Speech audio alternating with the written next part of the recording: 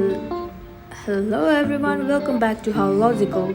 Today I'm going to show you how to change password in Grindr app. First of all, make sure you have already installed the app and create your account in Grindr. Let's get started.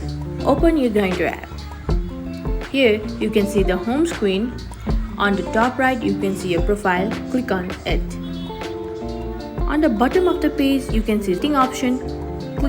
Click on setting option. In the account section, you can see password. Click on password. Here you have to type your old password that you have used to open your account. Now enter the new password. Done, and click on change password. This is how you change password in your Grindr app. Thank you.